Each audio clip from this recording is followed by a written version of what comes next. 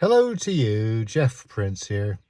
I hope you're well. I'm taking a break from the astrology videos today, and I thought I'd tell you a story. How does that sound? If you're sitting comfortably, I'll begin. This also marks the start of my Believe It or Leave It series.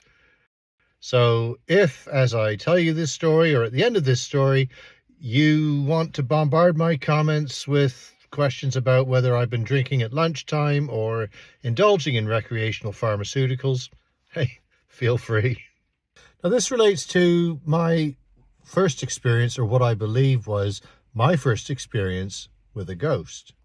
Okay, July 2017. I'm driving to Cambridge, England, which is not too far from where I live.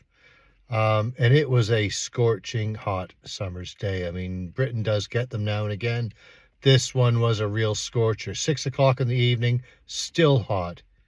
I was just outside of Cambridge, but I was a bit early for what I was going there for. So I pulled into a little area that truckers use and people who are lost use, and just sat there in the shade in my car listening to music. Within 60 seconds, there was a man suddenly right at my window. Now, this guy looked just like Mr. Heckles from Friends. I had my window down because it was hot, and he asked me how far it was to the next village. And I explained to him it was about 2.5 miles. He said to me that he'd just walked from the other village on the other side, which is about 2.5 miles.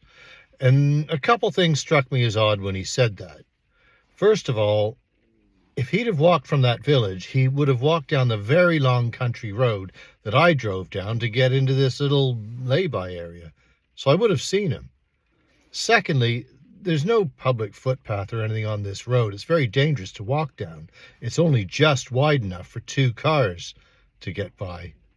And if I had seen him, I'd have stopped and asked if he wanted a lift, because it was clear where he was going, the next village. But the fact that he said he walked all that distance and there was not a single bead of sweat on him, and he was wearing a heavy sweater and overalls, well, that just didn't add up to me. That was just very odd. Anyway, I said to him that I was going to be driving through that village he wanted to go to, so he was, free to jump in and join me. I'll take him there. So he gets in the front passenger seat, and immediately he starts talking to me and asking me about where I came from, where my accent came from. I'm a Canadian who's lived in Britain for 40 years. So that's why I've got this bizarre accent.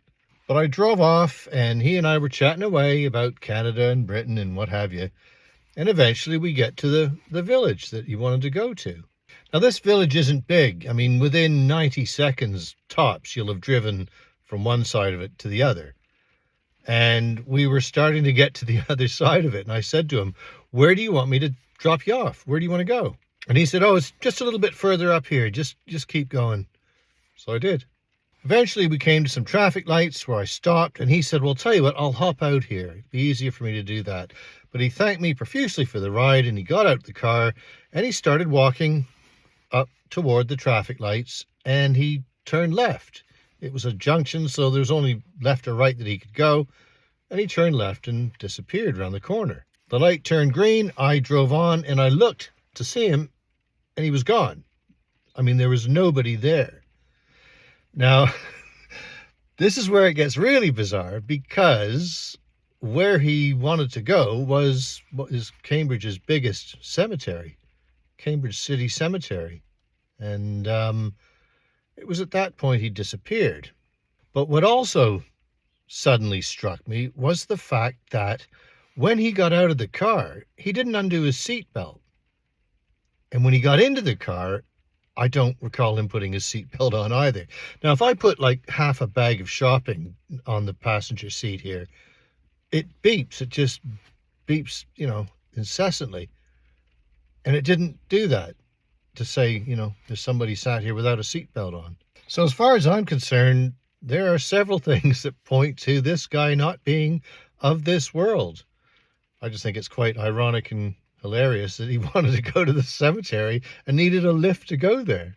The thing is, people think that ghosts are these translucent things that, you can tell instantly by looking at one that that's what you're looking at. There's a woman in the city near to where I live, and she comes down every morning, walks into her living room, and there on her sofa sit two American soldiers. And these guys are wearing uniforms, and she says to look at them, they just look like people. If you went up and touched them, they would feel like people. You can see, the textures in their uniforms, in the material. There's nothing translucent about them at all. And then suddenly they just disappear.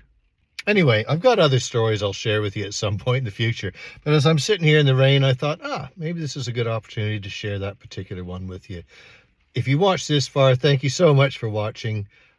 Take care, stay safe, stay curious, and let's keep searching for what's extraordinary in the ordinary. Bye for now.